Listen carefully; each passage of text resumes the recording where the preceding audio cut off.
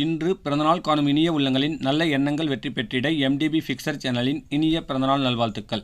MTB fixture channel இது வரைக்கும் நீங்கள் சப்ஸ்கிரைப் பண்ணாமல் இருந்தீங்கன்னா சப்ஸ்கிரைப் பண்ணுங்கள், லைக் பண்ணுங்கள், ஷேர் பண்ணுங்கள் மற்றும் கமெண்ட்ஸ் பண்ணுங்கள். மறக்காமல் பெல் ஐக்கானை கிளிக் பண்ணி ஆல் கொடுங்க. அப்போ தான் அடுத்தடுத்து போகிற வீடியோ உங்களுக்கு நோட்டிஃபிகேஷனில் வரும். இப்போ இந்த வீடியோவில் மத்தி மீன் வறுவல் செய்கிறது எப்படின்னு பார்க்கலாம். அதாவது வீட்டு முறையில் மத்தி மீன் வந்து பார்த்திங்கன்னா இந்த மாதிரி சுத்தம் செய்தது 1 கிலோ எடுத்து தனியாக வச்சுக்கோங்க. நல்லா 1க்கு 4 தடவை தண்ணீர் விட்டு அலசி ஒரு 3 பூண்டு அளவுக்கு உரித்து சுத்தம் செய்து ஒரு மிக்சி ஜாரில் போட்டுக்குங்க. மிளகு ஒரு 1½ ஸ்பூன், காரம் வேணுன்னா 2 ஸ்பூன் கூட போட்டுக்கலாம். அடுத்து இஞ்சி வந்து ஒரு துண்டு அளவுக்கு, அதாவது பூண்டு அளவில் பாதி நறுக்கி விட்டு மிக்சியில் போட்டு நைஸாக அரைச்சிக்கங்க. என்னுடைய சேனலுக்கு இப்போ தான் ஃபஸ்ட்டு வரீங்கன்னா மறக்காமல் சப்ஸ்கிரைப் பண்ணுங்கள். இந்த வீடியோவை ஸ்கிப் பண்ணாமல் பாருங்கள். பிடிச்சிருந்தால் லைக் பண்ணுங்கள், ரொம்ப பிடிச்சிருந்துச்சுன்னா உங்கள் ஃப்ரெண்ட்ஸுங்களுக்கு ஷேர் பண்ணுங்கள். உப்பு 1 ஸ்பூன் சேர்த்துக்குங்க. மிளகாய் தூள் 2 ஸ்பூன் அளவுக்கு, மஞ்சள் தூள் 1 டீஸ்பூன் அளவுக்கு. அடுத்து இது வந்து பார்த்திங்கன்னா கார்ன் மாவும் பச்சரிசி மாவும் சேர்த்தது ஒரு 2 ஸ்பூன், கடலை மாவு 2-2½ ஸ்பூன் சேர்த்துக்குங்க. இது வந்து பார்த்திங்கன்னா சிக்கன் 65 பவுடர் அது ஒரு 3 ஸ்பூன், ஜிலேபி பவுடர் 1 டீஸ்பூன், எலுமிச்சை பழம் 1 பழம் வந்து பார்த்திங்கன்னா நல்லா புளிஞ்சு விட்டுக்குங்க. உங்களுக்கு சிக்கன் 65 இல்லைனா மீன் மசாலா கூட சேர்த்துக்கலாங்க. நல்லா இந்த மாதிரி தண்ணீர் விடாமல் ட்ரையாக கலக்குங்க. மீன் வந்து பார்த்திங்கன்னா அலசி நல்லா இருத்தி வச்சுக்கோங்க. அதில் இருக்கிற ஈரப்பதமே வந்து இந்த மசாலாவுக்கு தண்ணி போதுமானது. அதிகமாக இருந்தால் ட்ரை ஆகிறதுக்கு லேட் ஆகுங்க. எண்ணெய் செலவும் அதிகமாக இருக்கும். அதனால் வந்து மீன் முடிஞ்ச அளவுக்கு ட்ரையாக இருந்த பின்னாடி வறுத்திங்கன்னா உங்களுக்கு நல்லாயிருக்கும். இந்த மாதிரி சுத்தம் செய்த மீன் அதில் மிக்ஸ் பண்ணி நல்லா மசாலா அப்ளை பண்ணுங்கள். தலைப்பகுதியில் வயிற்று பகுதியிலலாம் வந்து பார்த்திங்கன்னா அதிக மசாலா போகாமல் மீடியமாக இருக்கிற மாதிரி நீங்கள் இந்த மாதிரி பெரட்டி விடுங்க. அப்படி இல்லைனா வறுபட்ட பின்னாடி மசாலா ஈரமாக இருந்துச்சுன்னா அது டேஸ்ட் வேறு மாதிரி ஆகிடுங்க. சுற்றியும் ஒரே மாதிரி இருக்கணும். ஒரு 2 மணி நேரம் இந்த மாதிரி ட்ரை பண்ணி ஒரு காத்தோட்டமான இடத்துல வச்சு எடுத்து வச்சுக்கோங்க. அடுத்து ஒரு தவாவை அடுப்பில் வச்சு நல்லா எண்ணெய் ஒரு ஸ்பூன் நல்லா விட்டு கொதிக்க விடுங்க.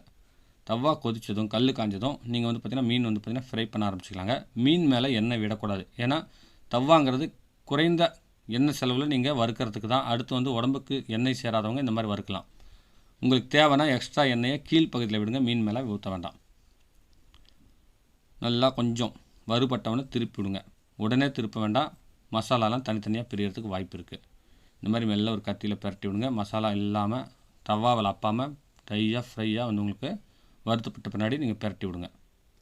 அதுக்கு அடுத்தது எக்ஸ்ட்ரா டேஸ்ட் வேணுன்னா நீங்கள் கொஞ்சம் மசாலா மேலே வந்து பார்த்திங்கன்னா ஒரு ஸ்பூனில் அப்ளை பண்ணிக்கலாம், அல்லது ப்ரஷ்லேயோ அல்லது எலுமிச்சை பழம் வந்து பார்த்திங்கன்னா நல்லா புளிஞ்சு விடுங்க. உங்களுக்கு தேவையான அளவுக்கு டேஸ்ட்டு சூப்பராக இருக்குங்க. அதிகமாக வேண்டாம், ஓரளவுக்கு தேவையான அளவுக்கு புளிஞ்சு விட்டு நல்லா பரட்டி விட்டு நீங்கள் எடுத்திங்கன்னா அவ்வளோ அற்புதமான டேஸ்ட்டில் சூப்பராக இருக்குங்க. இந்த மத்தி மீன் வந்து பார்த்திங்கன்னா மீன்லேயே ஸ்பெஷலுங்க. இது கடல் மீன். இது வந்து பார்த்திங்கன்னா குளத்துலையோ குட்டையிலையோ கிடைக்காது.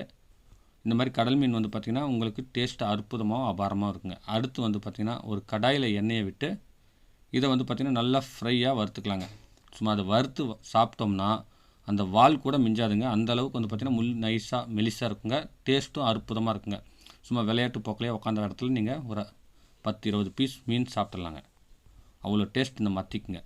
என்னுடைய சேனலில் இந்த சமையல் வீடியோ இல்லாமல் வீட்டு உபயோகப் பொருட்கள் சர்வீஸ் வீடியோ, கைவினை பொருட்கள் செய்கிறது, பிவிசி பைப் கம்பெனி சம்மந்தப்பட்ட வீடியோஸ், மைக்ரோவேவ் ஓவன் சமையல், RO service, electronics and electrical வீடியோஸ்லாம் அப்லோட் பண்ணியிருக்கேன்.